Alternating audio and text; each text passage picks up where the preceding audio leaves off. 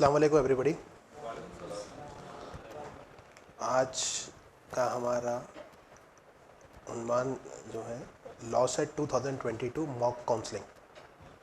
अल्हम्दुलिल्लाह आप लोग सब लॉ सेट लिखकर क्वालिफाई होकर आए हैं। सबको अपने अपने रैंक कार्ड्स मिल चुके होंगे, सब अपने अपने रैंक कार्ड्स डाउनलोड कर चुके होंगे और हम आज उस स्टेज में हैं कि ऑनलाइन वेब काउंसलिंग का नोटिफिकेशन आ चुका है।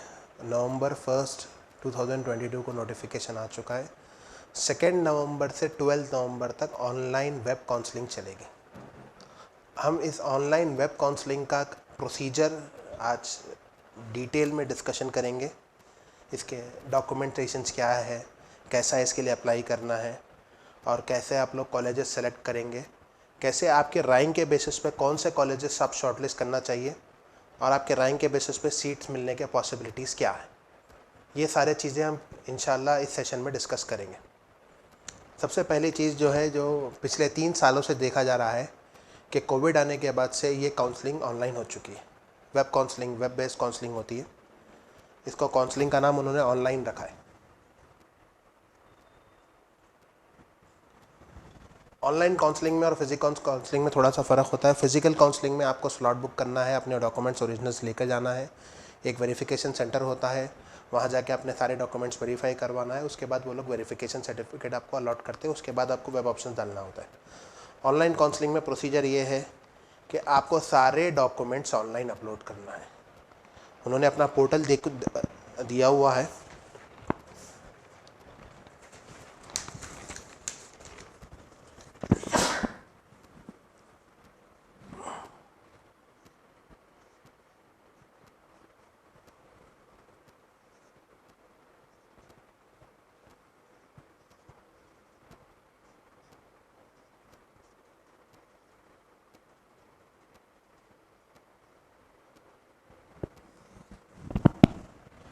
ये वेबसाइट है ऑनलाइन काउंसलिंग के लिए, lawset.adm.tsze.ac.in।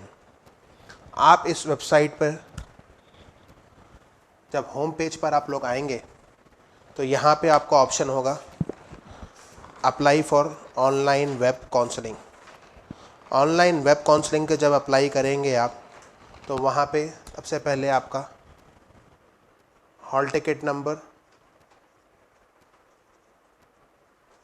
रैंक अपलोड करना होगा। ये दोनों चीज़ें अपलोड करने के बाद आपके मोबाइल पर एक OTP आएगा। OTP आने के बाद आपका प्रीलिमिनरी वेरिफिकेशन हो जाएगा। उसके बाद आपको डॉक्यूमेंट्स अपलोड करना रहेगा। डॉक्यूमेंट अपलोड की चेकलिस्ट में अभी आपको डिस्कस करूंगा कि डॉक्यूमेंट्स क्या क्या अपलोड करना है। अगर इसमें से कोई भी एक डॉक्यूमेंट आपका प्रॉपर नहीं होता है तो आप लिस्ट ऑफ एलिजिबल कैंडिडेट्स में आपका नाम नहीं आएगा। जब तक सारे डॉक्यूमेंट्स, इन्होंने चेकलिस्ट में 15 डॉक्यूमेंट्स दिए हैं, ये 15 डॉक्यूमेंट्स जब तक आप प्रॉपरली अपलोड नहीं करोगे आपको नेक्स्ट स्टेप के लिए अलाउ नहीं करेगा। तो जो 15 डॉक्यूमेंट्स आपको रिक्वायरमेंट है, सबसे पहले आपका लॉ सेट का रैंक कार्ड होगा। फर्स्ट डॉक्यूमेंट आपका लॉ सेट का रैंक कार्ड। सेकेंड डॉक्यूमेंट है आपका SSC का लॉन्ग मेमो। ये सारे स्कैन कॉपीज अपलोड होंगे। थर्ड डॉक्यूमेंट है आपका इंटरमीडिएट का लॉन्ग मेमो। फोर्थ डॉक्यूमेंट है आपका जो आपने डिग्री पास किया है उसका प्रोविजनल या कॉन्वोकेशन का कॉपी। फिफ्थ है आपका कंसोलिडेटेड मार्कशीट, आपके डिग्री कंसोलिडेट मार्कशीट। अगर कंसोलिडेट नहीं है तो ईयर वाइज मार्कशीट लगा लीजिए। इसका रीज़न ये है, कंसोलिडेट मार्कशीट इसीलिए मैंडेटरी लगाना है क्योंकि लॉ सेट के लिए मिनिमम कट ऑफ 45% ज़रूरी है। ये 45% मार्क्स कैलकुलेट करने के लिए आपको आपके डिटेल ऑफ मार्क्स, आपका 3 साल का या 4 साल का जो ग्रेजुएशन आपने किया है उसके मार्क्स आपके कंसोलिडेट मेमोज में रहता है।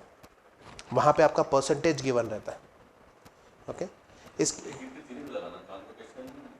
कॉन्वोकेशन और प्रोविजनल, कॉन्वोकेशन और प्रोविजनल, या कॉन्वोकेशन लगाइए या प्रोविजनल, दोनों में से एक। कोई भी दोनों में से एक डॉक्यूमेंट इनफ है। Second document consolidate marks memo CMM लगाना रहेगा। CMM आपको स्कैन करके अपलोड करना है।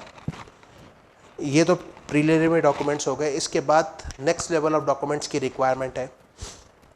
इसके बाद का जो डॉक्यूमेंट चाहिए, अगर आप तेलंगाना में आपका एजुकेशन है तो आपको as a local candidate declare होगा। लोकल कैंडिडेट अपने आप को डिक्लेयर कराने के लिए लोकल कैंडिडेट का रिजर्वेशन तेलंगाना में 85% है। ये 85% रिजर्वेशन के लिए आपको अपने आप का स्टेटस लोकल बताना रहेगा। लोकल बताने के लिए कुछ डॉक्यूमेंटेशंस तेलंगाना गवर्नमेंट ने सेट किए हैं, वो सारे डॉक्यूमेंटेशंस आपको अपलोड करना रहेगा। जिस किसी का एजुकेशन रेगुलर मोड में फ्रॉम द स्कूलिंग ऑनवर्ड्स, उनको 5th class to 10th class ये बोनोफाइड अपलोड करना है स्कूलिंग के 5th to 10th। आप जो भी स्कूल से पढ़े हुए, एक स्कूल हो, 2 स्कूल हो या मल्टीपल स्कूल से आपने ब्रेक लेके किया है, तो 5th to 10th आपको सारे ये स्कूल्स के बोनोफाइड लगाना है। ये हो गया स्कूलिंग के लिए। इसके बाद इंटरमीडिएट के आपने 2 साल कौन से कॉलेज से किए तेलंगाना के, वहाँ के आपको बोनोफाइड्स लगाना है। उसके बाद हुआ आपका ग्रेजुएशन, 3 इयर्स ग्रेजुएशन या 4 इयर्स ग्रेजुएशन कंप्लीट किया है तो उसका बोनोफाइड।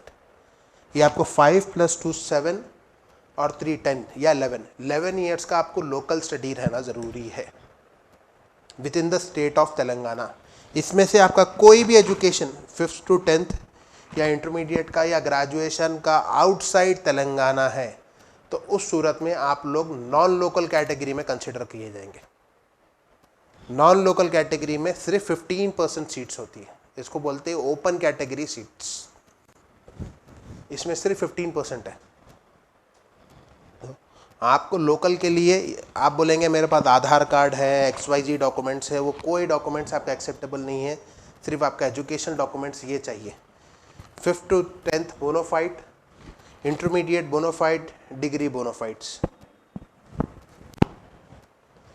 ये आपको डॉक्यूमेंट सबमिट करना रहेगा। इन केस अगर इसमें से कोई डॉक्यूमेंट्स आपके पास नहीं है तो उस सूरत में, अगर इसमें से किसी ने डिस्टेंस एजुकेशन में डिग्री किया है या डिस्टेंस एजुकेशन में ओपन स्कूलिंग से SSC या इंटरमीडिएट किया है, उस सूरत में ये candidate 7 years of resident certificate submit करेंगे MRO से इशूड। मंडल रेवेन्यू ऑफिसर आपको 7 इयर्स का रेसिडेंशियल सर्टिफिकेट इशू करता है। ये डॉक्यूमेंट्स आप सबमिट करेंगे तो ही आप लोकल कंसिडर किए जाएंगे। अगर आप ये डॉक्यूमेंट सबमिट नहीं करते हैं तो आप लोकल कंसिडर नहीं किए जाएंगे। अगर आपके पास 5th to 10th का मेमोस बोनोफाइड्स अवेलेबल नहीं है तो भी आपको ये 7 इयर्स का MRO से आपको रेसिडेंस सर्टिफिकेट लेना पड़ेगा। अगर कोई कैंडिडेट जिनका एजुकेशन कंप्लीट तेलंगाना के बाहर है तो वैसे कैंडिडेट्स नॉन लोकल कैटेगरी में भी एक्सेप्टेबल नहीं है। एग्जाम्पल, किसी का स्कूलिंग इंडिया के बाहर हुई या तेलंगाना के बाहर हुई स्कूलिंग, इंटरमीडिएट भी बाहर है, डिग्री भी बाहर है, वैसे कैंडिडेट्स नॉन लोकल कैटेगरी के लिए भी एक्सेप्टेड नहीं है। उन कैंडिडेट्स को उनके पेरेंट्स का रेसिडेंस सर्टिफिकेट लगाना पड़ेगा 10 इयर्स का, इशूड बाय MRO। उनके पेरेंट्स 10 साल से तेलंगाना में रह रहे हैं, ये MRO से आपको सर्टिफिकेट इशू करा के आपको सबमिट करना पड़ेगा। उसी कंडीशन में आपको NL category, that stands for non local category, के लिए एक्सेप्ट होगा। नॉन लोकल कैटेगरी में 15% सीट्स है, ओपन कैटेगरी कहते हैं इसको।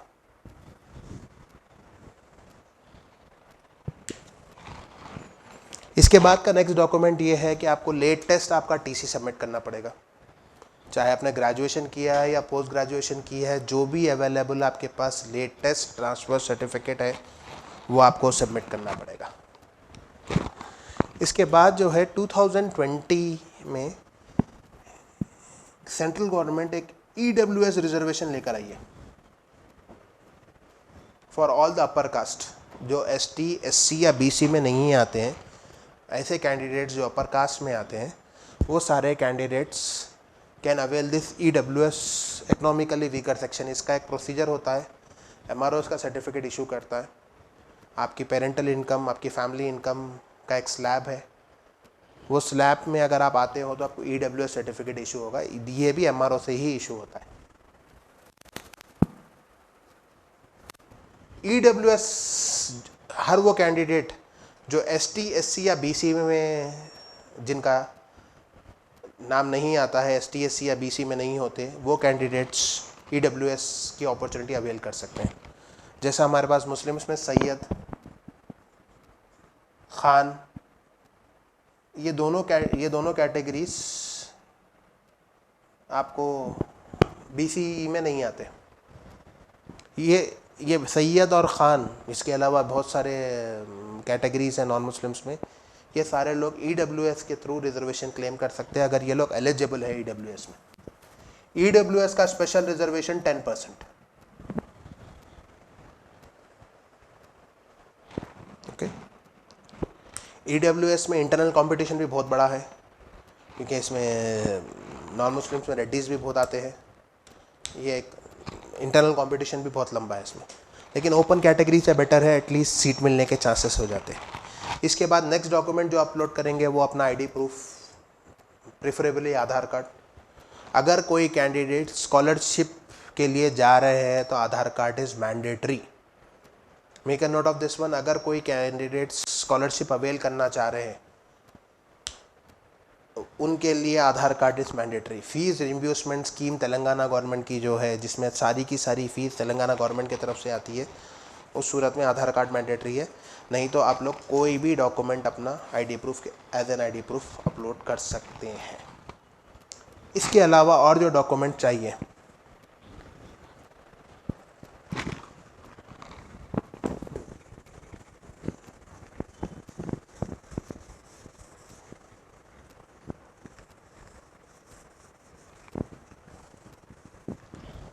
अगर कैंडिडेट्स को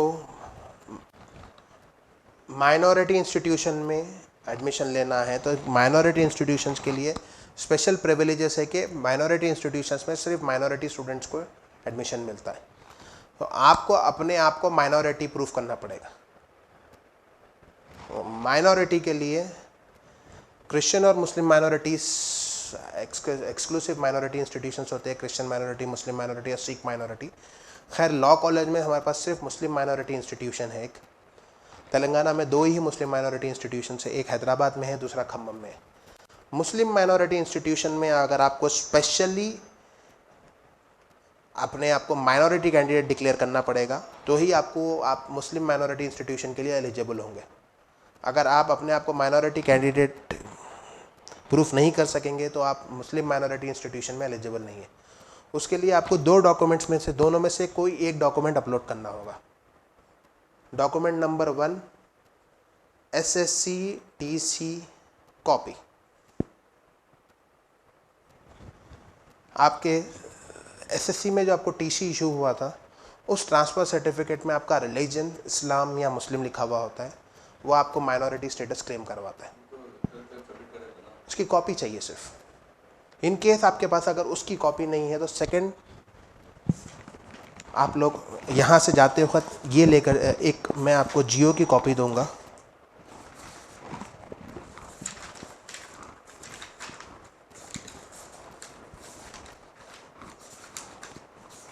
ये है माइनॉरिटी स्टेटस सर्टिफिकेट। ये आप लोग रिसेप्शन से कलेक्ट कर लीजिए, माइनॉरिटी स्टेटस सर्टिफिकेट।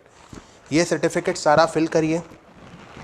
ये सर्टिफिकेट फिल करने के बाद अपने स्कूल के प्रिंसिपल, जिस स्कूल से आपने एजुकेशन किया है, उस स्कूल के प्रिंसिपल के पास जाइए, जाके उनसे साइन करवाइए। ये भी आपको as a minority certificate accepted रहेगा। ये भी अगर पॉसिबल नहीं है तो फिर आपको मस्जिद से लेटर लेना पड़ेगा। वो मस्जिद का लेटर इंग्लिश में होना चाहिए, वो मस्जिद का लेटर आप सबमिट करना होगा। ये 3 डॉक्यूमेंट्स चाहिए आपको।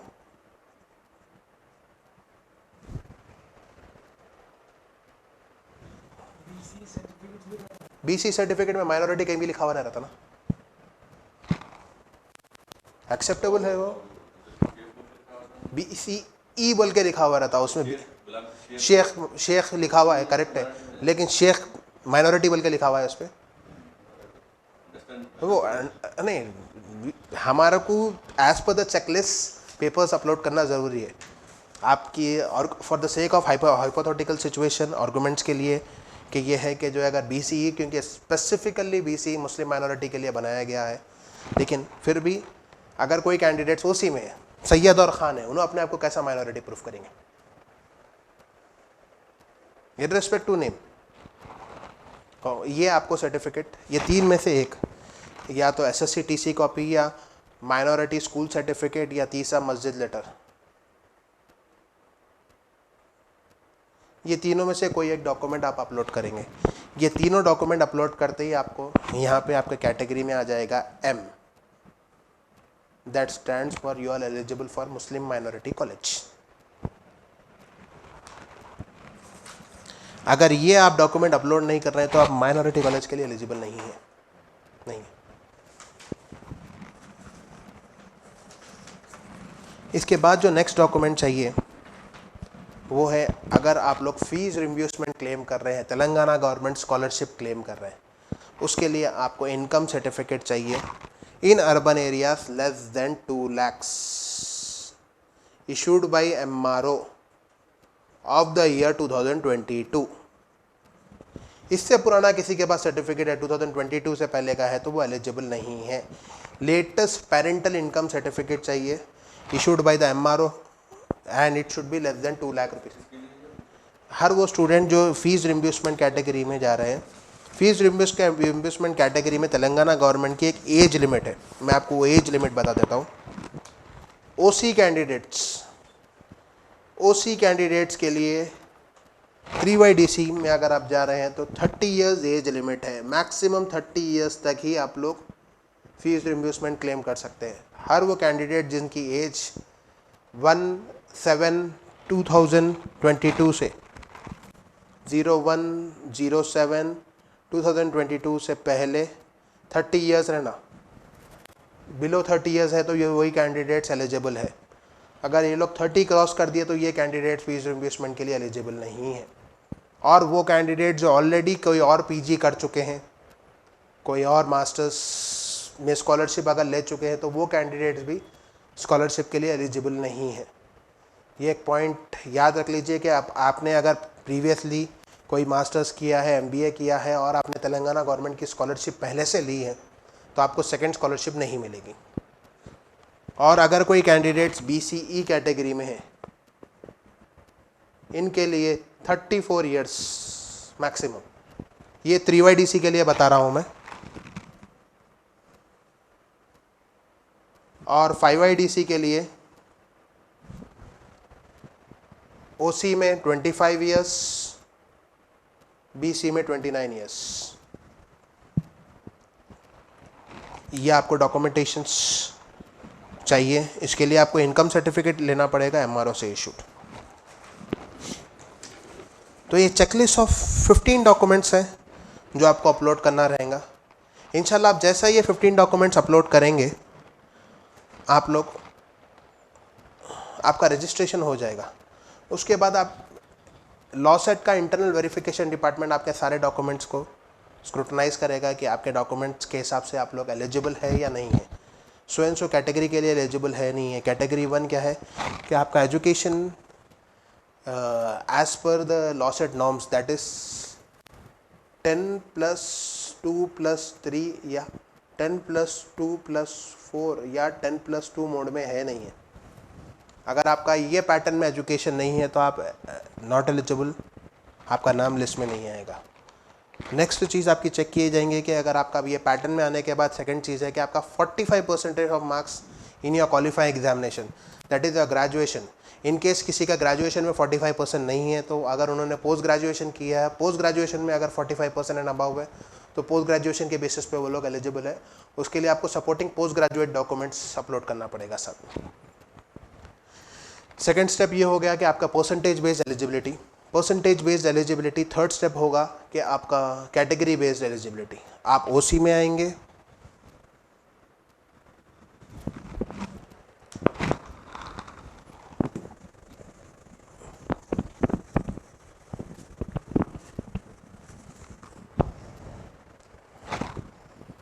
आप ओसी कैटेगरी में आएंगे, बीसी कैटेगरी में आएंगे, एससी में आएंगे, एसटी में आएंगे या माइनॉरिटी में आएंगे। ये आपके डॉक्यूमेंटेशंस के ऊपर डिपेंड करेगा। उसी के लिए कोई डॉक्यूमेंट्स की ज़रूरत नहीं है, ऑटोमेटिकली हर बंदा उसी में आ जाता है। आपको बीसी क्लेम करना है तो BC certificate issued by MRO, SC claim करना है तो SC certificate issued by MRO, ST claim करना है तो ST certificate issued by MRO. Minority claim करना है तो मैं आपको बता चुका हूँ, स्कूल, टीसी या मस्जिद।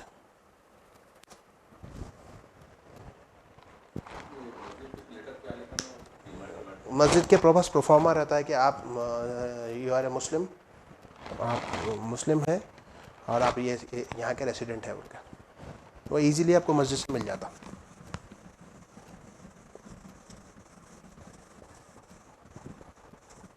ये हो गया। नेक्स्ट चीज़ आएगी माइनॉरिटी और नॉन माइनॉरिटी, सॉरी लोकल और non local. Local non local के लिए अगर आपके पास 5th to 10th inter degree, इन सब के बोनोफाइड्स प्रोड्यूस करना पड़ेगा। इसमें से आपके पास इर्रेस्पेक्ट टू आपके एसएससी तेलंगाना से है, इंटर तेलंगाना से है, डिग्री भी तेलंगाना से है, अगर आपके पास बोनोफाइड्स अवेलेबल नहीं है तो फिर आपको जो है एमआरओ से रेसिडेंस सर्टिफिकेट लेना पड़ेगा 7 ईयर्स का।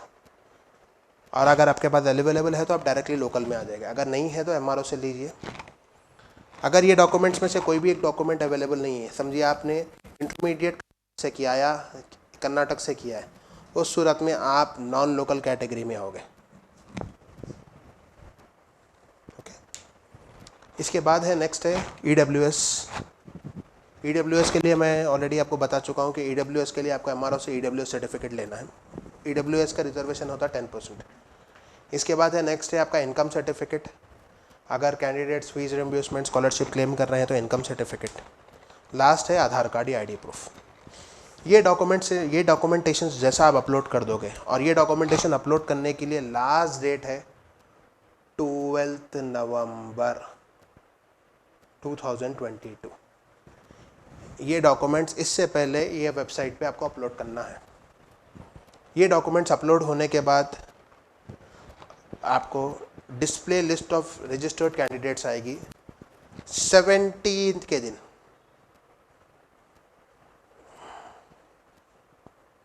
17 नवंबर को आपको, आप एलिजिबल है, कौन से कैटेगरी में एलिजिबल है, एक डिस्प्ले लिस्ट रिलीज़ हो जाएगी इसी वेबसाइट पर। वहाँ पे आप अपना नाम चेक कर लीजिए, अपनी कैटेगरी चेक कर लीजिए, अपना रिजर्वेशन आ रहा है नहीं आ रहा है चेक कर लीजिए।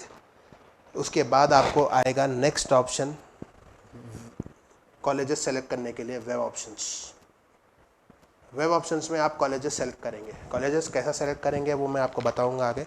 कॉलेजेस सेलेक्ट करने के लिए डेट जो रहेगी 18 नवंबर 2022 टू 20 नवंबर 2022।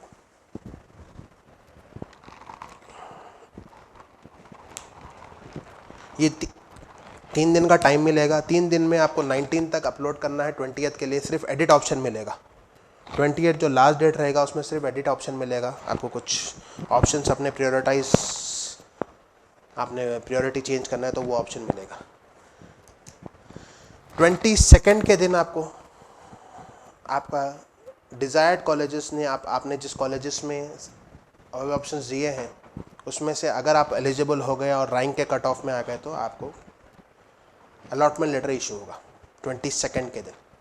वो अलॉटमेंट लेटर आपको कॉलेज में सबमिट करना है 23 से 26 के बीच में।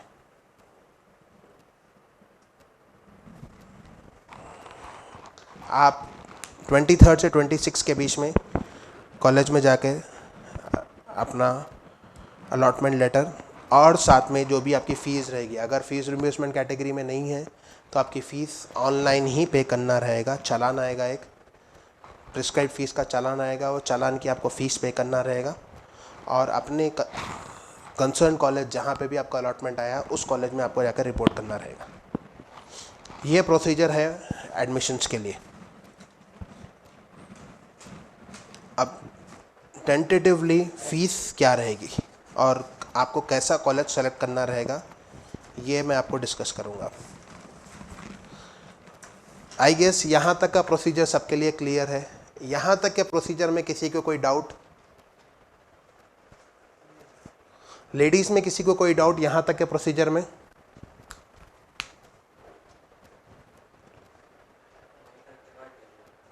पूछ लो एक बार।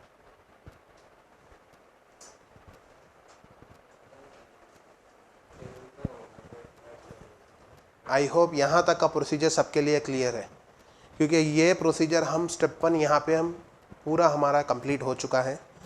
अब जब हम नेक्स्ट स्टेप में जाएंगे वो सिर्फ हम कॉलेजेस का कट ऑफ, कैसा आपको कॉलेज सेलेक्ट करना है आपके रैंक के ऊपर, वो डिस्कस करेंगे। तो first step procedural part I hope सबके लिए क्लियर होगा। अगर प्रोसीजर में किसी को कोई क्वेश्चंस है तो अभी पूछिए। ओके हाँ, प्रोविजनली अप्रूव मतलब आप अप्रूव हो गए हैं, आपकी लिस्ट आएगी इंशाल्लाह 17 के दिन लिस्ट में आएगा आपका नाम। 17 के दिन एक लिस्ट जनरेट होगी, उसमें सारे प्रोविजनली अप्रूव कैंडिडेट्स का नाम आएगा।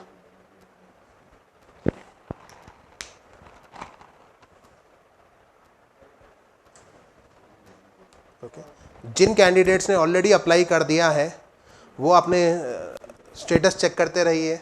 अगर कोई डॉक्यूमेंट्स पेंडिंग है तो वहाँ पे पेंडिंग आएगा, अगर कोई डॉक्यूमेंट्स अप्रूव्ड हो गया है तो प्रोविजनली अप्रूव आपको आएगा वहाँ पर, और 17 के दिन लिस्ट में आपका नाम आ जाएगा कि you are eligible for the further web options. 12th last date है इसके लिए। 12th से पहले अगर किसी के पास कोई डॉक्यूमेंट्स नहीं है तो कमिंग वीक में सारे डॉक्यूमेंट्स आप कलेक्ट कर लीजिए और अपलोड करिए।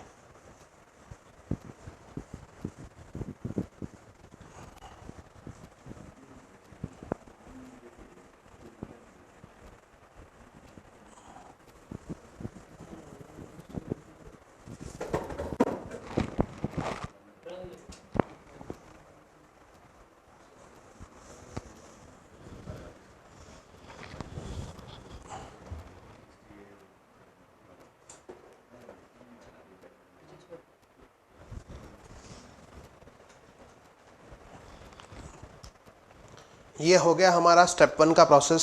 स्टेप 1 के प्रोसेस में हम 17 नवंबर 2022 तक के प्रोसेस में आ चुके हैं। 17 नवंबर 12 नवंबर में आप लोगों ने अपना सारा प्रोसेस कंप्लीट कर दिया। 12 नवंबर के बाद स्क्रूटनी होगी। स्क्रूटनी होने के बाद कोई डॉक्यूमेंट पेंडिंग है तो आपको पेंडिंग डॉक्यूमेंट्स अपलोड करने का टाइम दिया जाएगा। 17 के दिन लिस्ट जनरेट होगी। ओके अब 17 के बाद आपको नेक्स्ट ऑप्शन क्या करना है वो हम डिस्कस करेंगे। अच्छा सॉरी, इसमें और एक चीज़ डिस्कस करना है कि किसी के पास स्पेशल रिजर्वेशंस है। वो स्पेशल रिजर्वेशंस आते हैं आपको NCC, sports, physically handicap.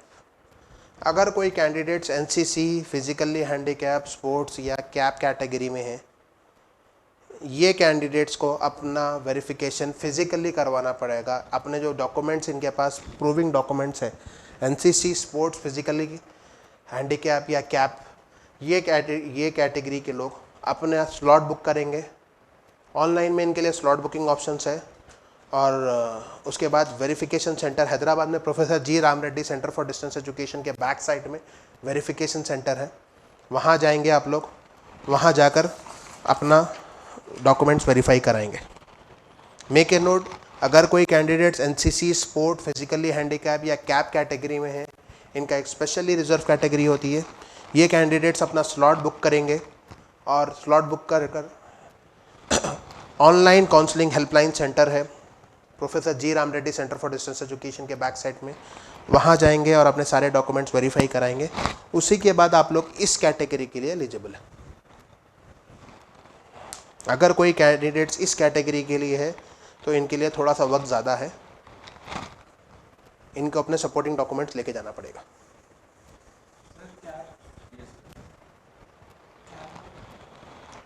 Special reservations है, आपको उसके डिटेल्स में भेज देता हूँ। स्पोर्ट्स में आता है, एनसीसी आता है, और फिजिकली हैंडीकैप का रिजर्वेशन रहता है। 1% स्पेशल रिजर्वेशन है वो। ओके, नॉर्मल कैंडिडेट्स के लिए कोई काउंसलिंग सेंटर नहीं है, सब ऑनलाइन है, सब ऑनलाइन होगा। फिजिकली सिर्फ कॉलेज पे जाने के बाद, आपको सिर्फ कॉलेज जाना है अलॉटमेंट लेटर के साथ बस, और कॉलेज में ओरिजिनल्स कॉलेज में वेरीफाई करेंगे। फाइनल स्टेप ऑफ वेरिफिकेशन आपका आपके अलॉटमेंट लेटर इशू होने के बाद आपके कॉलेज में होगा। आपके सर्टिफिकेट्स वो लोग ऑब्टेन करेंगे विथ ओरिजिनल टीसी। ओके, अब हम आएंगे हमारे स्टेप 2 में। अच्छा, स्टेप 1 में और एक आपको चीज़ डिस्कस करना है। हर वो कैंडिडेट्स जिनका डिग्री, अगर वो कैंडिडेट्स 3YDC के लिए जा रहे हैं और डिग्री इनका डिस्टेंस एजुकेशन में है, या वो कैंडिडेट्स जिनका ग्रेजुएशन तेलंगाना के बाहर है, कैंडिडेट्स जिसने डिग्री डिस्टेंस में किया है तेलंगाना की कोई यूनिवर्सिटी से, एक्सेप्ट ओयू के अलावा कोई और यूनिवर्सिटी से आपने डिस्टेंस एजुकेशन में किया है, मौलाना आज़ाद उर्दू नेशनल यूनिवर्सिटी है, काकतिया यूनिवर्सिटी है, उस सूरत में वो कैंडिडेट्स को इक्वलेंसी सर्टिफिकेट ओयू से ऑब्टेन करना पड़ेगा। ओयू में एडमिनिस्ट्रेटिव ब्लॉक में आपको जाके अपने डॉक्यूमेंट सारे ओरिजिनल और उसके एक सेट कॉपी सबमिट करना पड़ेगा।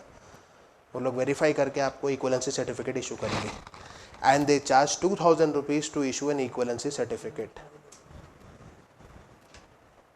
अगर कोई कैंडिडेट्स जो डिस्टेंस एजुकेशन में अपना ग्रेजुएशन है apart from Osmania university, Osmania university के अलावा कोई और यूनिवर्सिटी से आपने डिस्टेंस एजुकेशन में ग्रेजुएशन किया है, तेलंगाना के अंदर मौलाना आज़ाद उर्दू नेशनल यूनिवर्सिटी है, काकतिया है, इग्नो नेशनल यूनिवर्सिटी में आएगा, इग्नो है, BR अम्बेडकर ओपन यूनिवर्सिटी है, हर वो कैंडिडेट्स को इक्वलेंसी सर्टिफिकेट लेना पड़ेगा।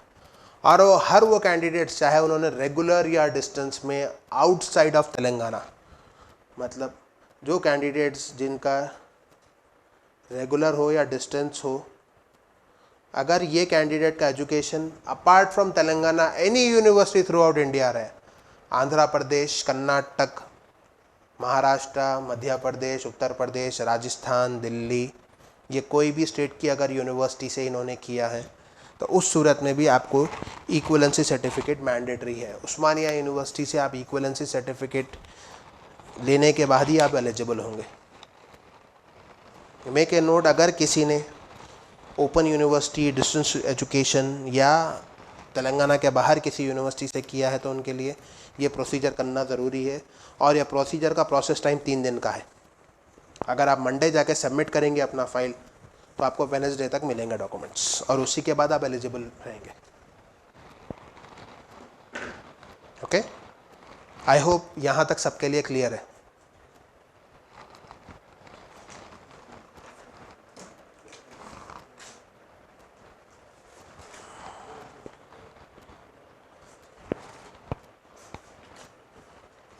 अब आएंगे हमारा next step, web options. 3YDC 5YDC इंशाल्लाह हम दोनों डिस्कस करेंगे। और एक चीज़, अगर कोई 5YDC कैंडिडेट है, उन्होंने ओपन स्कूल से डिग्री इंटरमीडिएट किया है, 10+2 अगर ओपन स्कूल से है, या फिर CBSE से है,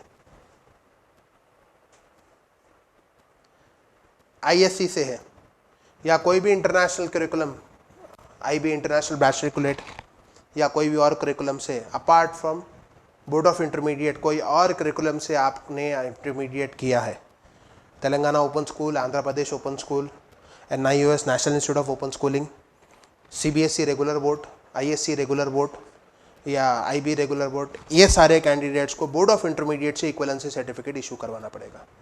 इसके लिए कुछ 1000 रुपीज़ की फ़ीस होती है या 1500 की फ़ीस है, आप लोग वेबसाइट पे चेक कर लीजिए। ये आपको ये ऑनलाइन प्रोसेस रहेगा, ऑनलाइन अप्लाई करेंगे आप, आपको नेक्स्ट डे इशू हो जाएगा। या कोई कैंडिडेट्स जिनका इंटरमीडिएट तेलंगाना के बाहर कोई और स्टेट के कोई और बोर्ड से है, वो कैंडिडेट्स को भी ये सर्टिफिकेट मैंडेटरी है।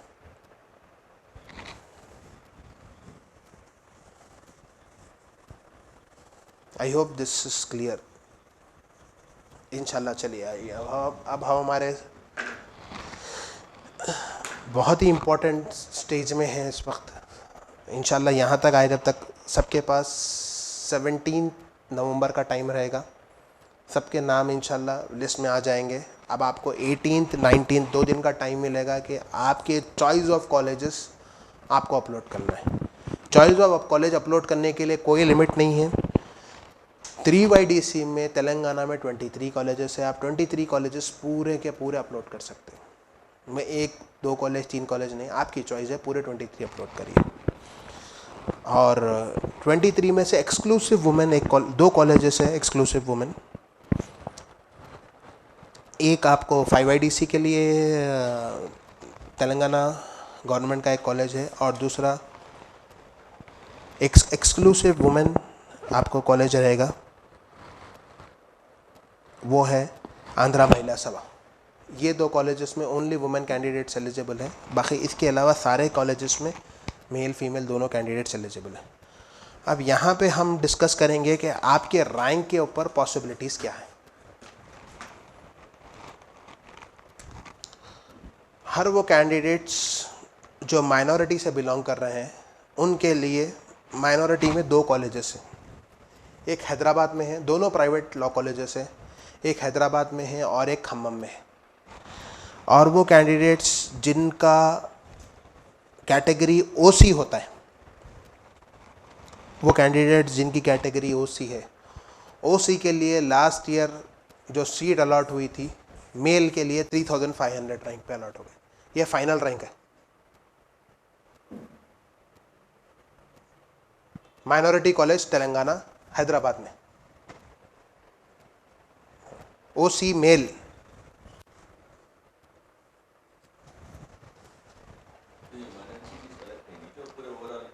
आप माइनॉरिटी के लिए अगर आप एलिजिबल है, माइनॉरिटी के लिए कुछ डॉक्यूमेंट्स अपलोड करना है, तो आप एक्सक्लूसिव माइनॉरिटी कॉलेज के लिए एलिजिबल है। आप सारे कॉलेजेस में भी अप्लाई कर सकते हैं, एक्सक्लूसिविटी आपको प्रेफरेंस माइनॉरिटी कॉलेज का मिल नहीं नहीं आती, माइनॉरिटी से अलग नहीं।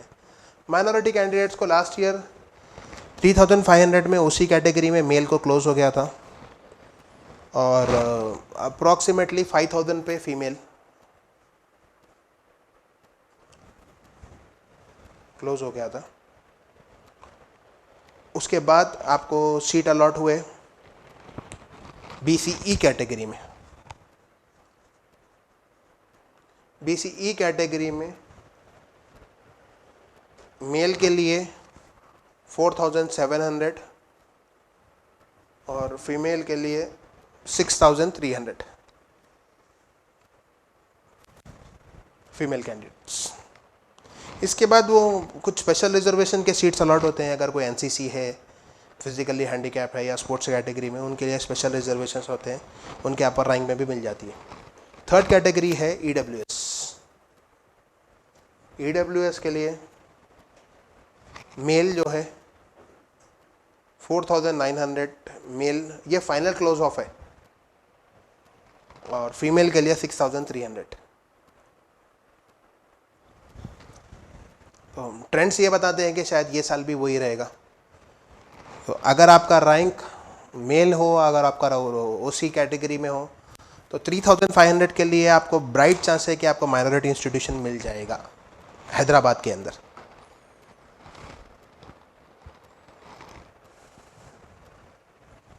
और इसके अलावा अगर OC कैटेगरी में हैं आप, तो आप नॉन माइनॉरिटी इंस्टीट्यूशंस में ट्राई कर रहे हैं, तो नॉन माइनॉरिटी इंस्टीट्यूशंस में आपका रैंक जो है बिलो 1500 रहना। OC कैटेगरी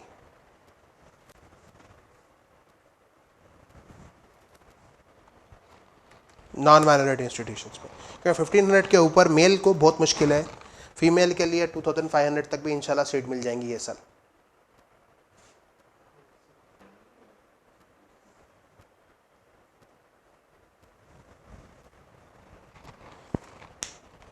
अब हम डिस्कस करेंगे special reserve category for non minority institutions.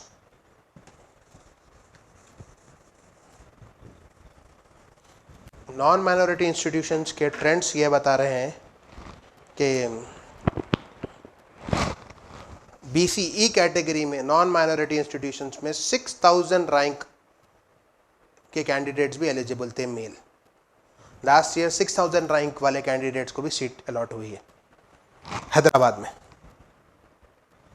और females till 9000 rank. BCE category में, which is exclusive reserve category of 4%, only for Muslim minorities. 9000 rank और कुछ स्पेशल के सर्कमस्टांसेस में 10,000 रैंक तक भी फीमेल कैटेगरीज एलिजिबल है।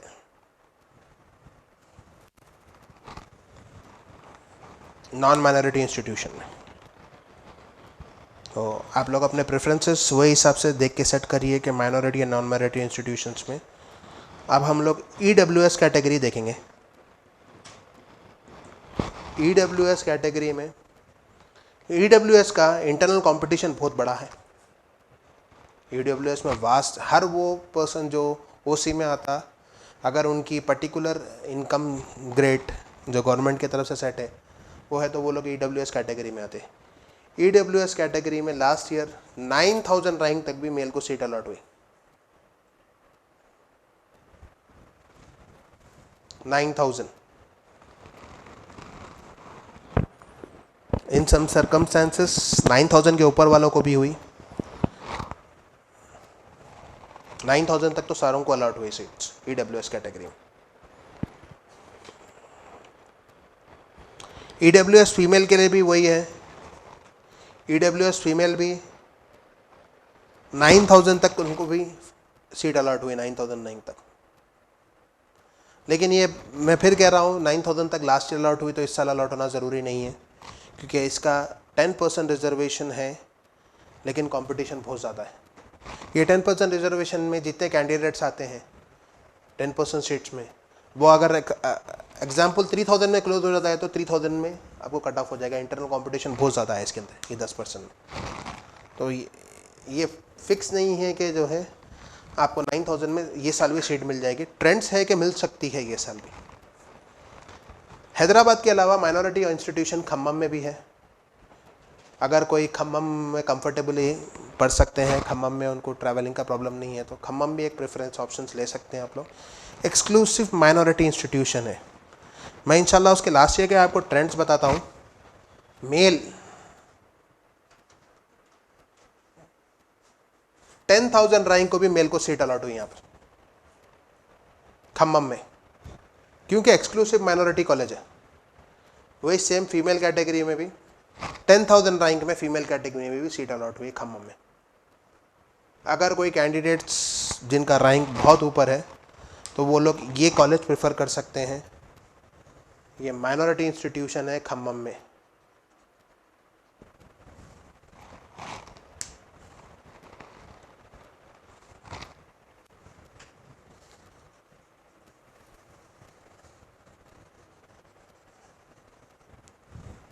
ये हो गया LLB 3YDC।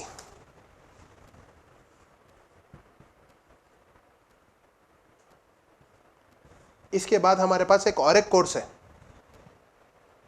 3 इयर्स में, LLB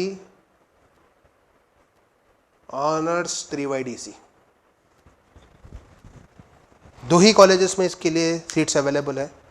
ऑनर्स में आपको थोड़ा एजुकेशन आपको एक्स्ट्रा रहेगा, हर सेमेस्टर में एक पेपर बढ़ के रहेगा, और वैल्यूएशन वाइज ऑनर्स की थोड़ी बेटर मार्केट में वैल्यू होती है। एंड ऑफ द डे दोनों आपको लॉ ग्रेजुएट ही है। आपको 2 कॉलेजेस में LLB ऑनर्स अवेलेबल है। हैदराबाद के अंदर ही दोनों कॉलेजेस है। एक कॉलेज हैदराबाद सिटी में है और एक कॉलेज हैदराबाद आउटस्कर्ट्स में है। एक कॉलेज आपको LB नगर में है और एक कॉलेज आपको पटेंचरू में है। ये दोनों कॉलेजेस में LLB ऑनर्स अवेलेबल है, तो आप लोग ऑनर्स के लिए भी प्रेफरेंस दे सकते हैं। लास्ट ईयर LLB ऑनर्स के लिए BCE कैटेगरी में मेल के लिए 8000 रैंक को भी सीट अलॉट हुई, BCE।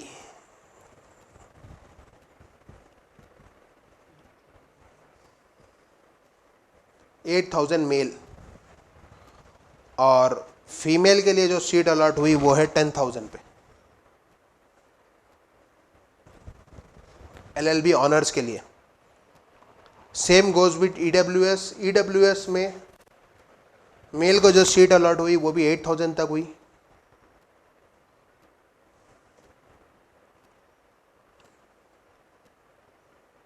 और फीमेल के लिए जो सीट अलॉट हुई वो थोड़ा रैंक कम था, इसमें 6000 में फीमेल्स का क्लोज हो गया था लास्ट ईयर। ओके, तो ये भी आप कोर्स सेलेक्ट कर सकते हैं, घबराइए मत, परेशान मत होइए कि ये क्या कोर्स है, कुछ नया नाम सुन रहे हैं हम। LLB ऑनर्स, ये एक्सक्लूसिव कोर्स है, सिर्फ 2 ही कॉलेजेस में है तेलंगाना में।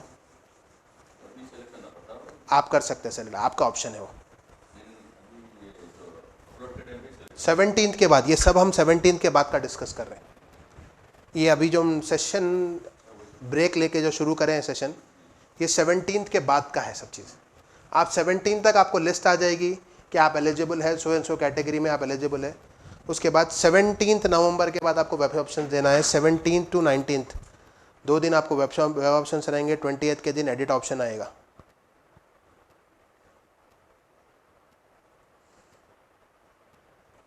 ओके, ये आपको कॉलेजेस स्मार्टली आपको सेलेक्ट करना है। तो आपको यूनिवर्सिटीज़, अगर आप, मैं सिर्फ हैदराबाद के अंदर अगर आपको कॉलेजेस काउंट करूं,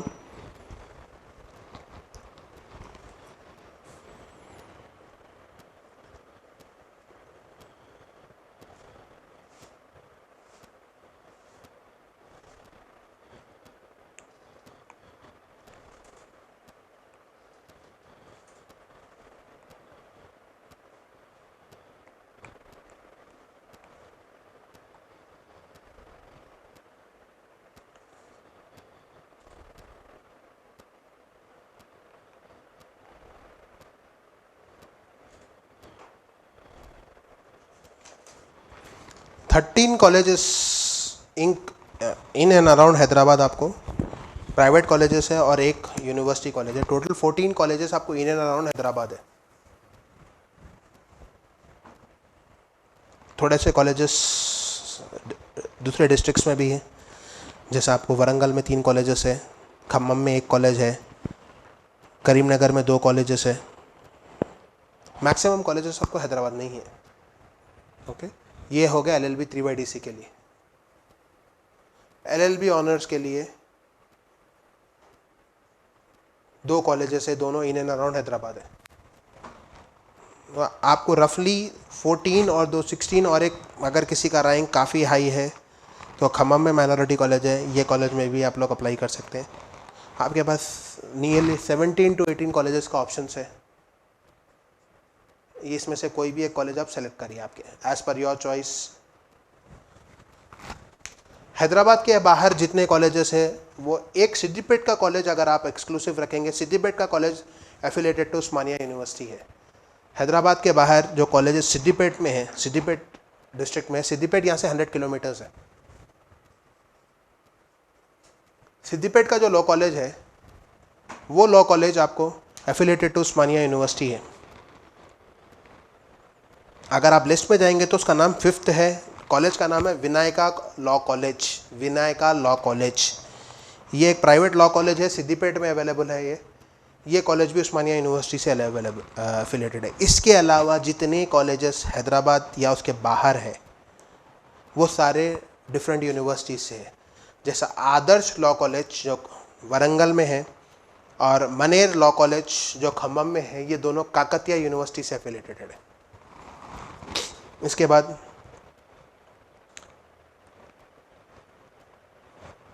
एक कॉलेज है करीमनगर में, JKCL और किम्स, ये दोनों करीमनगर की लोकल यूनिवर्सिटी से एफिलेटेड है। तो आप अपना चॉइस प्रेफरेंस वही हिसाब से देखिए। Maximum colleges affiliated to OU है। कुछ कॉलेजेस वरंगल या इसके अतराफ में है तो काकतिया यूनिवर्सिटी से है, और जो कॉलेजेस करीमनगर में हो, करीमनगर की यूनिवर्सिटी सातावाहना यूनिवर्सिटी से एफिलेटेड है। ये हो गया आपके कॉलेजेस के बारे में 3 YDC के लिए। Same goes with 5 YDC। 5 YDC में थोड़े ऑप्शंस कम है, लिमिटेड कॉलेजेस ही है। 5 YDC में हमारे पास तेलंगाना के अंदर 3 टाइप के कोर्सेस अवेलेबल है। BA LLB, BBA LLB, BCom LLB। Okay. Apart from university college of law दो और प्राइवेट कॉलेज है जिसमें BA LLB अवेलेबल है।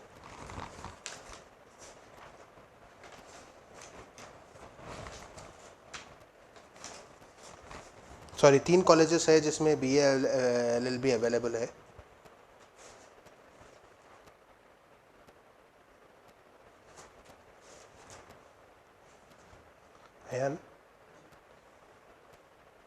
एक बार BA LLB की लिस्ट निकालो ना, या लिस्ट नहीं है, गलत लिस्ट है ये।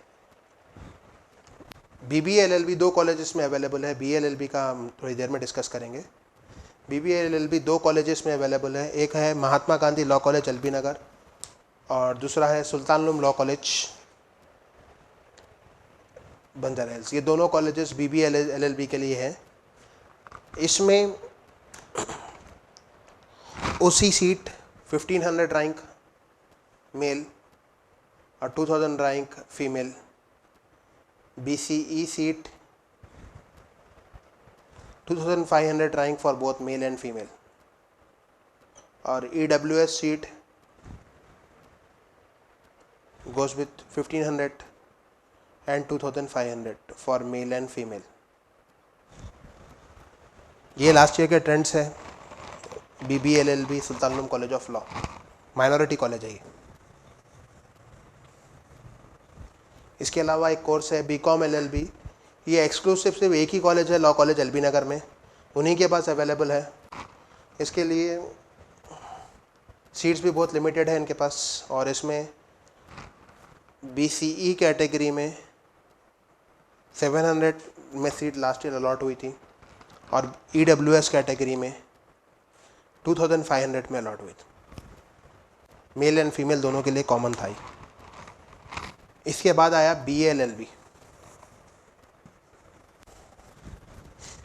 BA LLB तेलंगाना में इन एंड अराउंड हैदराबाद के अंदर 8 कॉलेजेस में अवेलेबल है, 8 कॉलेजेस में, जिसमें maximum rank last year was 2000 in OC category. BCE category, EWS category 2500। This was the maximum rank for 5 IDC। Okay, ये हो गया 5 years LLB programme, BA LLB, BBA LLB, BCom LLB।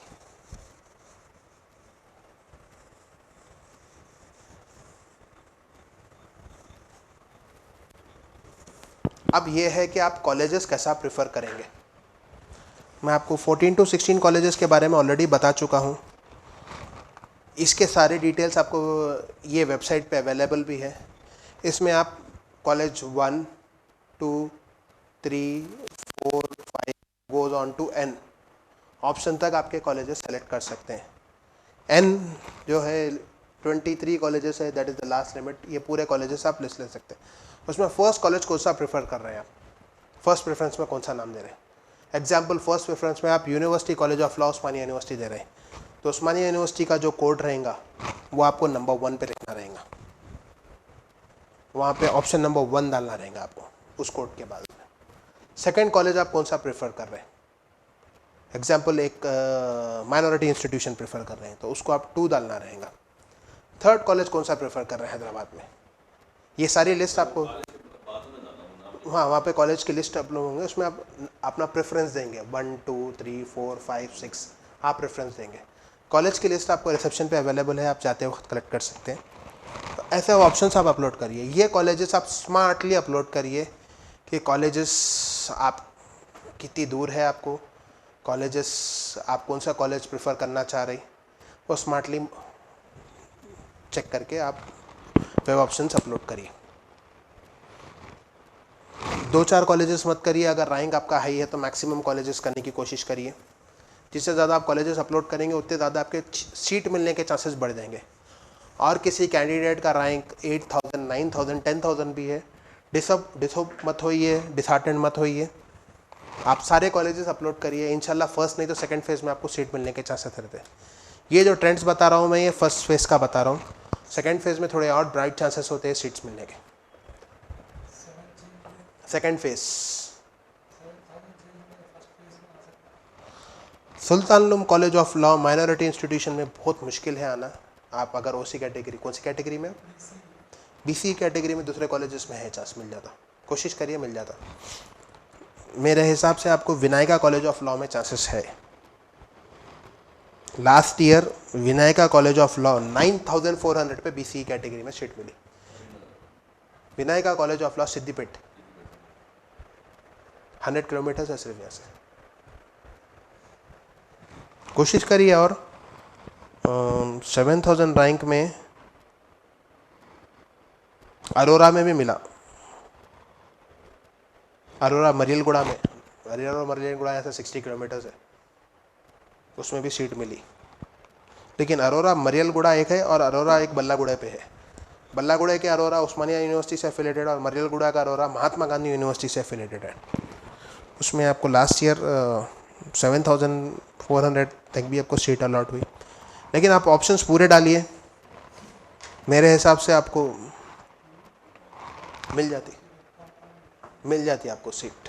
आपको chances है भास्कर में मिलने का, अनंता में मिलने का, या आपको जो है महात्मा गांधी में भी मिल सकती। वो तो लास्ट ऑप्शन रखिए। देखिए हैदराबाद के जो कैंडिडेट हैदराबाद में रहने वाले हैं वो हैदराबाद के बाहर के कॉलेजेस लास्ट प्रेफरेंस रखिए। आप वेब ऑप्शंस अपलोड करते वक्त बहुत स्मार्टली करिए। अगर आपको वेब ऑप्शंस अपलोड करना है तो 17 के बाद आप यहाँ भी आ सकते हैं, यहाँ बैठ के भी आप वेब ऑप्शंस अपलोड कर सकते हैं। अगर किसी को वेब ऑप्शंस में कोई तकलीफ हो रही है, कुछ हो रही है, यहाँ पे आइए, आप लोग खान्स एसोसिएट्स में आइए, यहाँ पे आके कांटेक्ट करिए खान्स एसोसिएट्स को। आपको इंशाल्लाह आपको यहाँ पे पूरा गाइडेंस मिलेगा कि कैसा आपको वेब ऑप्शंस अपलोड करना है। खान्स एसोसिएट्स में हम आपको हर स्टेप पे मदद करेंगे। अगर अब स्टेप 1 में भी अगर किसी को काउंसलिंग में डॉक्यूमेंटेशन अपलोडिंग में कोई प्रॉब्लम हो रही है, कोई डॉक्यूमेंटेशन आपको समझ में नहीं आ रहा है, ये सेशन होने के बाद अगर आपको कोई डाउट है तो खान्स एसोसिएट में आइए आप, इंशाल्लाह आपको वहाँ पे भी मदद मिलेंगी।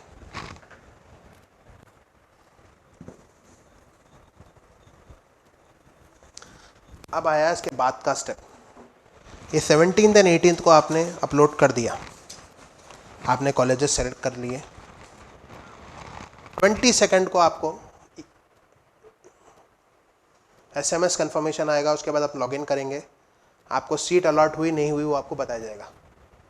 अगर आपको अलॉट हुई तो कौन से कॉलेज में अलॉट हुई वो आपको अलॉटमेंट लेटर आएगा। वो आपको अलॉटमेंट लेटर डाउनलोड करना है, ज्वाइनिंग लेटर ऑनलाइन ज्वाइनिंग होगा, वो दोनों लेटर्स डाउनलोड करना है। और अगर किसी को फ़ीस है तो वो फ़ीस ऑनलाइन पे करना है। सारी फ़ीस 1 टाइम पेमेंट रहेगा फ़ीस का। College fees 25,000, 30,000 depending on the college, 35,000। Her college में अगर आप एलिजिबल है वो एज के अंदर और वो स्कॉलरशिप के लिए एलिजिबल है तो आपको हर कॉलेज में फ़ीस रिम्बर्समेंट स्कीम मिलती। अगर आप फीस रिम्बर्समेंट के लिए एलिजिबल नहीं है तो आपको full payment of the fees आपको 22 से 26 का टाइम मिलेगा। उसके बीच में आपको पूरी फ़ीस पेमेंट करना है, ऑनलाइन पे करना है। कॉलेज में जाके कुछ नहीं पे करना है, पूरी फ़ीस ऑनलाइन पे करना है। कॉलेज में कुछ स्पेशल फ़ीस होती है, वो कॉलेज वाले स्पेशल फ़ीस लेते हैं। Special fees plus library fees होती है, कॉलेज टू कॉलेज वेरी करता है। 2,500 से लेके 4,000, 5,000 तक भी होती है वो फीस। वो कॉलेज में अलग से कैश लेंगे उसका। लेकिन आपको जो फ़ीस पे करनी है वो कॉलेज की एकेडमिक ईयर फ़ीस रहेंगी, ट्यूशन फ़ीस जो रहेंगी वो ऑनलाइन पे करना है। ये कॉलेज की पेमेंट चालान प्लस ये फीसेस और अलॉटमेंट लेटर ये लेकर आपको बिफोर 26 नवंबर रिपोर्ट करना है कॉलेज में with all your original documents. याद रखिए, all your original documents including your SSC, intermediate, degree, your bonafides, your income certificate, आपका अगर कोई स्पेशल रिजर्वेशन है तो रिजर्वेशन सर्टिफिकेट, जैसा BC है, EWS है, ST SC है तो रिजर्वेशन सर्टिफिकेट, माइनॉरिटी सर्टिफिकेट और ओरिजिनल TC, ये पूरे डॉक्यूमेंट्स आपको कॉलेज में सबमिट करना है विथ 2 सेट्स ऑफ ज़ेरॉक्स। कुछ कॉलेजेस वाले आपको वेरीफाई करके वापस दे देते सर्टिफिकेट्स, कुछ कॉलेज वाले रख लेते सर्टिफिकेट्स, बाद में वेरीफाई करते, बाद में क्लेम कर सकते हैं आप लोग।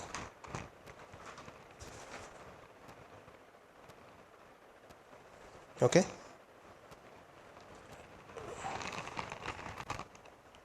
इसके बाद आपको सेकेंड फेज शुरू होगा। फर्स्ट फेज ये कंप्लीट होने के बाद आपको डिज़ायर्ड कॉलेज में सीट मिल गई या डिज़ायर्ड कॉलेज में नहीं मिली, कोई और कॉलेज में सीट मिल गई या आपको सीट नहीं मिली, उस सूरत में आप डिसहार्टेंड मत होइए। सेकेंड फेज फिर होगा। सेकेंड फेज का नोटिफिकेशन आएगा इंशाल्लाह दिसंबर फर्स्ट वीक में सेकेंड फेज होगा। ओके दिसंबर फर्स्ट वीक में सेकेंड फेज होगा। सेकेंड फेज के लिए हर कैंडिडेट एलिजिबल है जो फर्स्ट फेज अपीयर करा या जो फर्स्ट फेज अपीयर नहीं करे। कोई कैंडिडेट्स अगर कोई फर्स्ट फेज अपीयर ही नहीं करे, उन्होंने डॉक्यूमेंटेशन सबमिट ही नहीं किए, ऑनलाइन वेरीफाई नहीं किए, कोई ऑप्शन नहीं डाले, वो कैंडिडेट्स भी सेकंड फेज के लिए एलिजिबल है। प्रोसीजर सेम रहेगा सेकंड फेज में आने के लिए। और हर वो कैंडिडेट्स जो ऑलरेडी अपना डॉक्यूमेंटेशन वेरिफिकेशन ऑनलाइन करा चुके हैं और उनका वेब ऑप्शंस में लिस्ट ऑफ रजिस्टर्ड कैंडिडेट में नाम आ गया, वो लोग डायरेक्ट वेब ऑप्शंस दे सकते हैं सेकंड फेज के लिए। सेकंड फेज में जब आप आएंगे तो आपको क्या करना होगा। सेकंड फेज में आपने एक डिज़ायर्ड कॉलेज, आपका शॉर्ट लिस्टेड कॉलेज था, आपको उसमें सीट अलॉट हो गई, आप बेटरमेंट के लिए जाना चाह रहे हो, बेटर कॉलेज के लिए, समझिए एक्स कॉलेज में आपको सीट अलॉट हो गई, आप चाह रहे हो कि मेरे को वाई कॉलेज में लेना है या जेड कॉलेज में लेना है, तो आप जेड कॉलेज का नाम रखेंगे और बहुत लिमिटेड ऑप्शंस रखेंगे। अगर आपको ऑलरेडी सीट अलॉट हो चुकी है तो सीट ऑलरेडी एक्स कॉलेज में अलॉट हो चुकी है, आप जेड कॉलेज में जाना चाह रहे हो, चाहे वो आपका चॉइस का कॉलेज था या नहीं था, आप जेड कॉलेज का जेड कॉलेजेस कितने चेक करिए, 1 2 3 है, सिर्फ वो 3 ही ऑप्शन दीजिए आप। ये स्मार्टली मूव करना पड़ेगा आपको सेकेंड फेज में। सेकेंड फेज में आप रैंडमली पूरे ऑप्शंस मत दीजिए। सेकेंड फेज में बहुत स्मार्टली मूव करना है अगर जिसको सीट अलॉट ऑलरेडी हो चुकी है, क्योंकि आपको जो ऑलरेडी सीट अलॉट हो चुकी है एक्स कॉलेज में, ये आपकी सीट पक्की हो गई। अब आप बेटरमेंट के लिए जा रहे हो, बेटरमेंट में अगर आपके पास सीट वहाँ पे अवेलेबल है ये रैंक में, तो आपको ये सीट मिलेगी जेड कॉलेज में, नहीं तो ऑटोमेटिकली आपको वापस एक्स कॉलेज में सीट अलॉट होगी।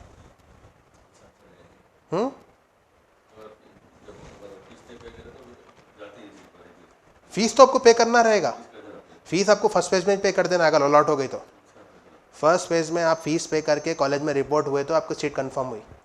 फीस पे करना, कॉलेज में रिपोर्ट करना, विद ओरिजिनल से पूरा आपको प्रोसीजर कंप्लीट करना है तो आपको सीट अलॉट हो। सेकेंड फेज फिर मिले, सेकेंड फेज के लिए आप फिर एलिजिबल है। आपके लिए सिर्फ बेटरमेंट ऑप्शन है, लिमिटेड आप इसमें कॉलेजेस अपलोड करिए, 1 2 या 3 या जितने जो आपको प्रेफरेबल और उससे अच्छे कॉलेजेस दिख रहे हैं। कॉलेज को नहीं पे कर रहे हैं आप, ये पे कर रहे हैं सिर्फ लॉ सेट को फीस, ये इधर से दूसरे कॉलेज में एडजस्ट हो जाती फीस।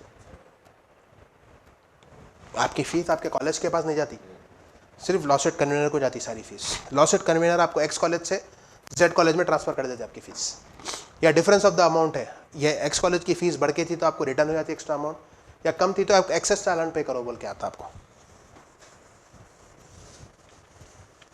अगर वो कैंडिडेट्स जिसको सीट ही अलॉट नहीं हुई फर्स्ट फेज में, वैसे कैंडिडेट्स को प्रेफरेबली पूरे कॉलेजेस अपलोड करिए, जितने 16 17 जितने कॉलेजेस है, maximum colleges through out the Telangana upload करिए आप लोग ऑप्शंस में। इंशाल्लाह आपको चांसेस बढ़ जाते हैं, पूरे 23 कॉलेजेस अपलोड करिए, आपको चांसेस बढ़ जाते हैं सीट मिलने के सेकंड फेज में। हर वो कैंडिडेट जिसको फर्स्ट फेज में सीट अलॉट नहीं होती है, वो लोग सेकंड फेज में पूरे कॉलेजेस अपलोड करिए। सेकेंड फेज का procedure same as first phase है, कोई डिफरेंस नहीं है।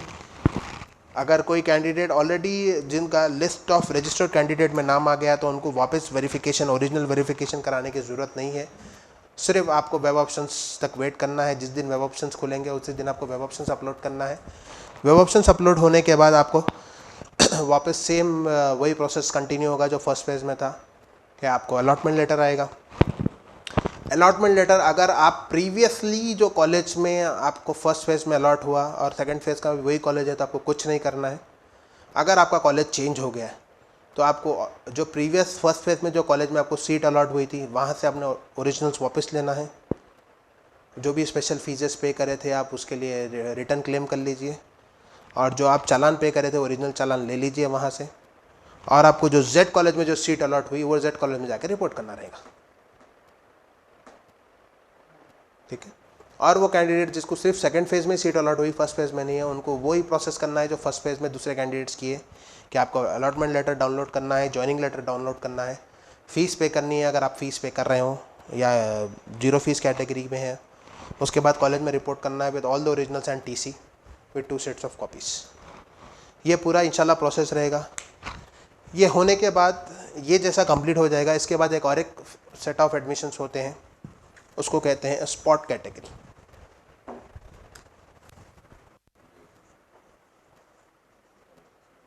स्पॉट कैटेगरी ये मैनेजमेंट कैटेगरी नहीं होती है, स्पॉट कैटेगरी होती है। स्पॉट कैटेगरी में होता क्या है, देखिए अब हम रैंक के कट ऑफ डिस्कस कर रहे थे। ये रैंक के कट ऑफ है कि भाई 4,500 तक ही बीसी को एलिजिबल है, कुछ 1,500 तक ओसी को एलिजिबल है, एसटी को इतने तक ही एलिजिबल है, एससी को इतने तक एलिजिबल है, ईडब्ल्यूएस को इतने तक है। ये सब होने के बाद क्या होता है कि कुछ कैटेगरीज में सीट बच जाती है। एग्जाम्पल, ए कैटेगरी में सीट बच गई, फर्स्ट पेज भी हो गया, सेकंड पेज भी हो गया, सीट बच गई। ये पिछले 5-6 साल का ट्रेंड्स ये बता रहा है कि जो है सब फर्स्ट फेज सेकंड फेज होने के बाद रफली मिनिमम ऑफ मिनिमम 10% सीट्स बच जाते हैं।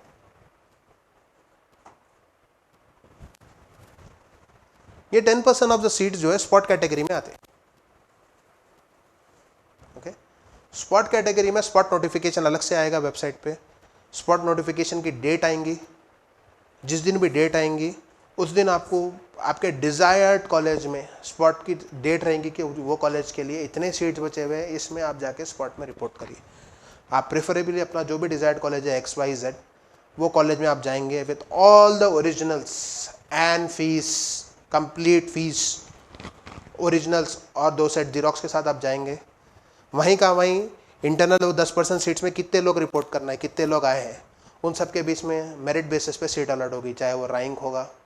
स्पॉट के लिए क्वालिफाई होना लॉ सेट ज़रूरी है, और उसके बाद इंटरनल मेरिट, आपके परसेंटेज ऑफ मार्क्स, आपका रैंक, ये सब मेरिट बेसिस पे सीट अलॉट होंगे। इसकी पेमेंट आपको जब का जब वहाँ का वहाँ कॉलेज में करना है। आप कॉलेज में कैश रेडी लेके जाना स्पॉट के लिए। ओके, स्पॉट की फ़ीस वही है जो काउंसलिंग की फ़ीस है। मे भी कॉलेज वाले कुछ स्पेशल फ़ीस बोल के चार्ज कर सकते हैं, लेकिन फ़ीस तो वही रहती है जो आपको कन्वेनर में। ये हो गया स्पॉट कैटेगरी। इसके बाद है नेक्स्ट मैनेजमेंट कोटा।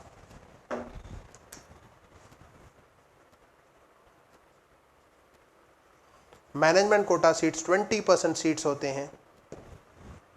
ये सीट्स कॉलेज के हाथ में होते हैं, कॉलेज अपने हिसाब से फीस डिसाइड कर सकता और अपने हिसाब से जिसको चाहे उन्हें दे सकता, मेरिट बेसिस पे जिसको चाहे दे सकता। आपको ये सारा प्रोसीजर की ज़रूरत नहीं है, आप इवन लॉ सेट क्वालिफाई होना भी ज़रूरी नहीं है,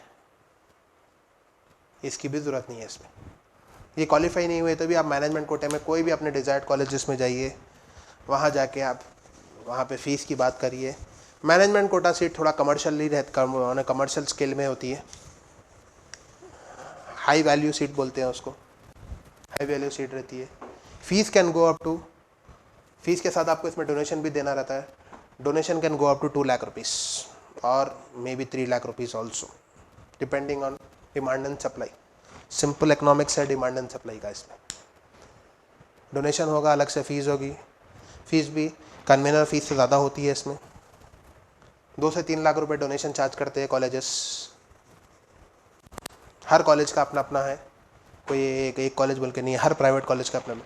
मैनेजमेंट कोटा सीट और स्पॉट सीट्स ये दोनों सिर्फ प्राइवेट कॉलेजेस में होती है, गवर्नमेंट कॉलेजेस में नहीं होती। आप एक्स प्राइवेट कॉलेज में या वाई प्राइवेट कॉलेज में अगर आप मैनेजमेंट कोटा सीट या स्पॉट सीट लेना है, स्पॉट्स के लिए आपको एक्सक्लूसिव वो दिन वो ही टाइम पे जाना है। उसमें टाइम भी मेंशन होता है। आपको एग्जांपल 1 डेट दी जा रही है, जैसा 25 दिसंबर 2022, कॉलेज का नाम दिया रहा था x college, time 2 PM to 3 PM, ऐसा टाइम भी मेंशन रहता। वो डेट आप वो टाइम पे ही जाएंगे तो आपको मिलेगी स्पॉट सीट।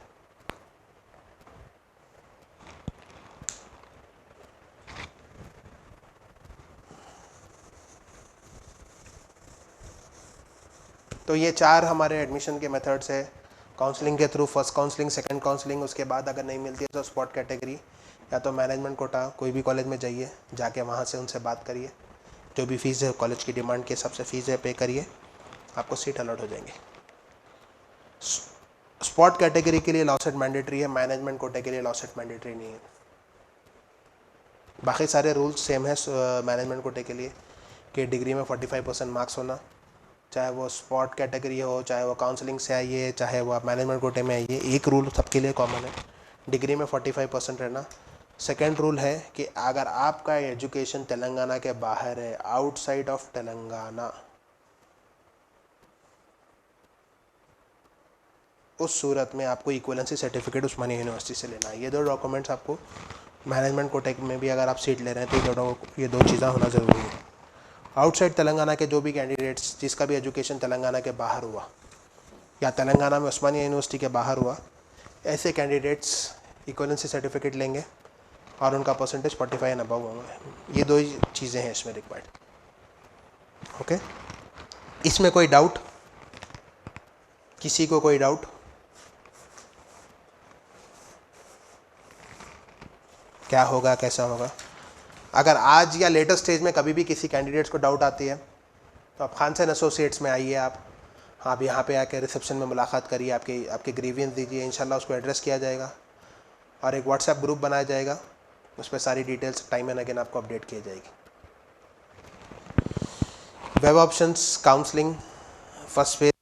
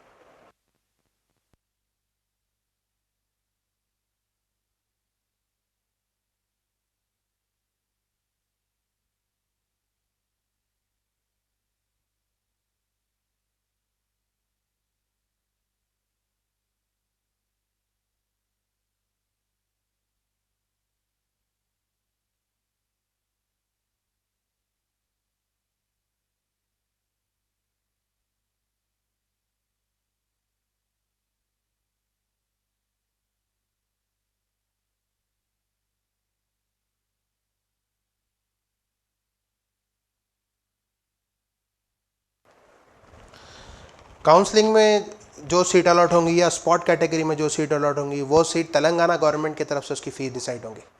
तेलंगाना गवर्नमेंट की फ़ीस डिसाइड होने के बाद आपको वेबसाइट पे अपलोड किया जाएगा कि एक्स कॉलेज के लिए ये फ़ीस तेलंगाना गवर्नमेंट ने अपलोड किया है, वाई कॉलेज के लिए ये है, जेड कॉलेज के लिए ये है, और आपको same fees for next 3 years पे करना है। फर्स्ट ईयर ऑनलाइन पे करना है, सेकंड ईयर से आपके कॉलेज में पे करना है। Same goes with the spot category, वही फीस जो तेलंगाना गवर्नमेंट डिसाइड कर रही है वही फीस आपको स्पॉट में पे करना है। अब हो गया मैनेजमेंट कोटे में। मैनेजमेंट कोटे में कॉलेज की अपनी फ्लेक्सिबिलिटी है, उन्हें जो चाहे फीस आपसे चार्ज कर सकते हैं। सिंपल डिमांड एंड सप्लाई का गेम है। खैर एलएलबी में तो लोअर फीस नहीं होती है, fees always goes high, double triple the convener fees. कुछ दूसरे प्रोफेशनल कोर्सेज है जिसमें कॉलेजेस ज़्यादा है, स्टूडेंट्स एलिजिबल लेने वाले कम है।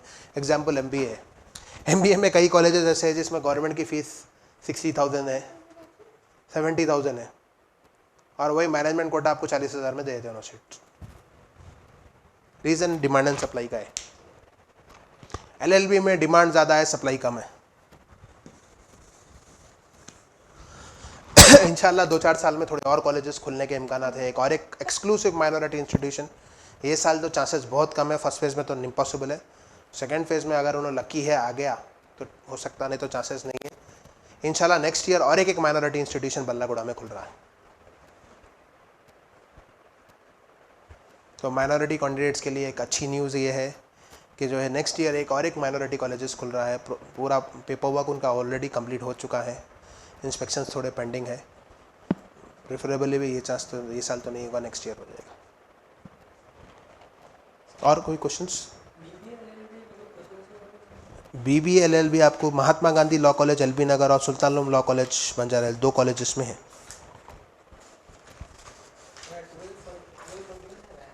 12 1241 BBLLB इंशाल्लाह मिल जाता, आपको मिल जाता, दोनों कॉलेजेस में भी मिल जा सकता आपको।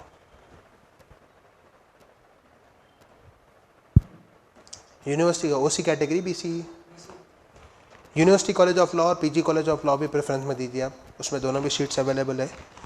अगर ट्राई करिए, अल्लाह की इंशाल्लाह मिल गया तो मिल जाता। और कोई डाउट्स? अस्सलाम वालेकुम सर। आपकी वॉइस बहुत कम आ रही है, थोड़ा लाउडली बात करिए। अस्सलाम वालेकुम सर। जी वालेकुम सलाम। स्लॉट बुकिंग के लिए आप प्रोसीजर ने बताया स्पेशल कैटेगरी में। स्पेशल कैटेगरी अगर कोई NCC है, स्पोर्ट्स है, फिजिकली हैंडीकैप है, तो आपको वेबसाइट पे स्लॉट बुकिंग के लिए डेट एंड टाइम का स्लॉट बुकिंग का ऑप्शन आएगा। आप वहाँ पर जाके स्पेशल कैटेगरी रिजर्वेशन के लिए स्लॉट बुकिंग होगी। आप जैसा आपने डिटेल्स अपलोड करेंगे, जैसा आपका रैंक और अपने हॉल टिकट और अपलोड करेंगे, OTP आएगा, उसके बाद रजिस्ट्रेशन फॉर स्पॉट बोल के आएगा, वहाँ पे रजिस्ट्रेशन फॉर स्पेशल कैटेगरी आएगा, वहाँ पे जाएंगे आप, वहाँ पे जाकर वहाँ पे बुकिंग करेंगे, slot booking for physical verification. उसके लिए मैं आपको एक हेल्पलाइन नंबर दे रहा हूँ फिजिकल वेरिफिकेशन के लिए, 040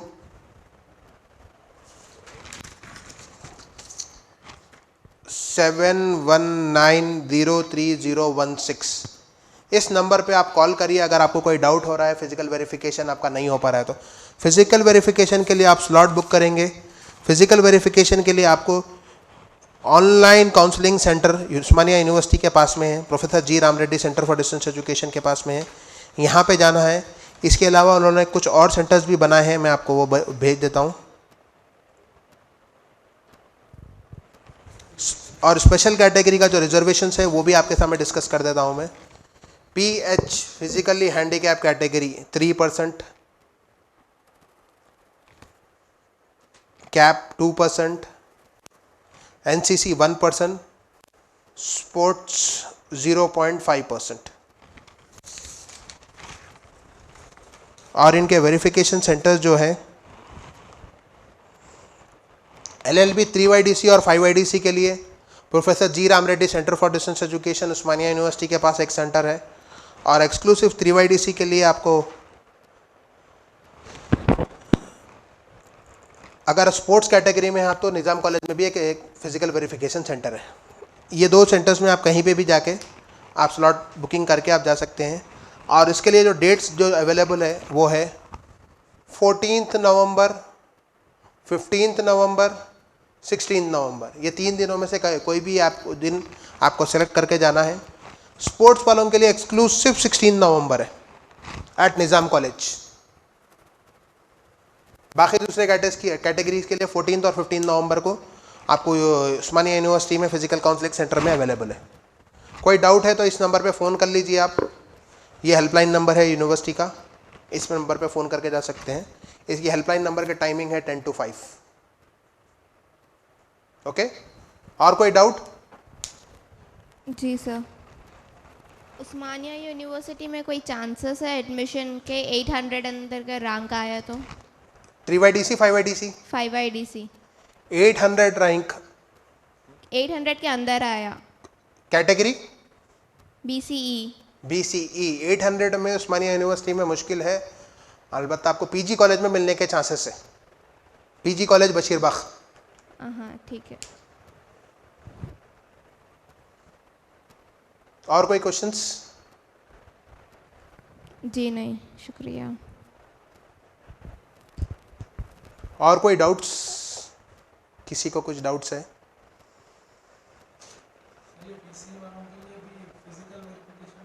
BC के लिए फिजिकल वेरिफिकेशन नहीं है, सिर्फ स्पेशल कैटेगरी के लिए फिजिकल वेरिफिकेशन होता है। आपको BC हो, EWS हो, ST हो, SC हो, सारे वेरिफिकेशन आपको कॉलेज में होंगे। ओरिजिनल वेरिफिकेशन सब ऑनलाइन वेरिफिकेशन रहेगा। वो सिर्फ स्पेशल कैटेगरी, सिर्फ स्पेशल कैटेगरी के लिए।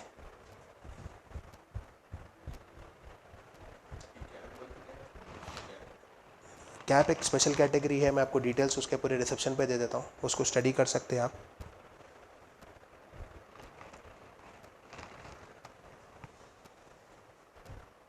और कोई डाउट? और कोई डाउट लेडीज़ में, ख़वातीन में कोई डाउट्स?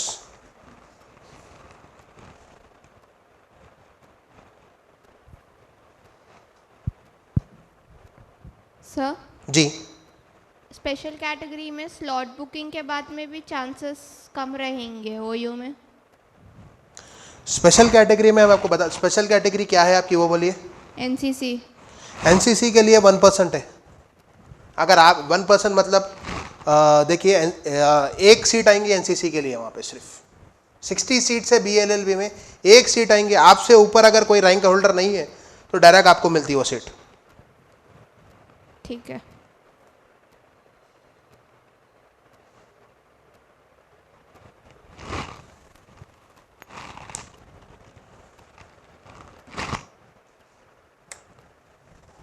इसमें सिर्फ मैक्सिमम एक कॉलेज में, एक ब्रांच में एक ही सीट होती है। फिजिकली हैंडीकैप में 2 या 3 सीट्स अलॉट होते हैं। ये आपके डिसेबिलिटी परसेंटेज के ऊपर है। कैप कैटेगरी में 2 सीट अलॉट होती है।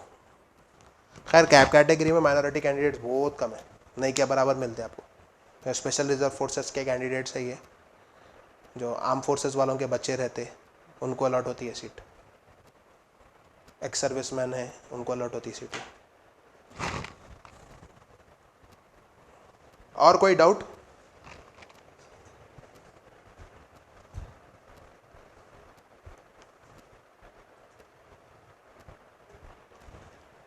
अगर आपको मज़ीद इसके बाद कभी भी कुछ डाउट्स हैं तो इंशाल्लाह एक व्हाट्सएप ग्रुप बनाया जाएगा, उस पर टाइम टू टाइम अपडेट्स किए जाएंगे। आपके कोई डाउट्स है तो उस ग्रुप में आप अपना ग्रेवियंस लिख सकते हैं, इंशाल्लाह वो आपको डाउट्स एड्रेस किए जाएंगे। और काउंसलिंग में अगर कोई इश्यूज़ आ रहे हैं, आपको कॉलेज सेलेक्ट करते वक्त कोई प्रॉब्लम्स आ रहे हैं, आप यहाँ पे आइए, खान से एडवोकेट्स एंड एसोसिएट्स में आइए, इंशाल्लाह आपको यहाँ पे हर स्टेप पे मदद की जाएगी। ठीक है, तो हम इससे हमारा सेशन क्लोज करते हैं। आई होप आपको एक एक चीज़ क्रिस्टल क्लियर हो गई होंगी अभी तक। So will close of this session. व आखिर दावाना अनिल हम्दुलिल्लाहि रब्बिल आलमीन।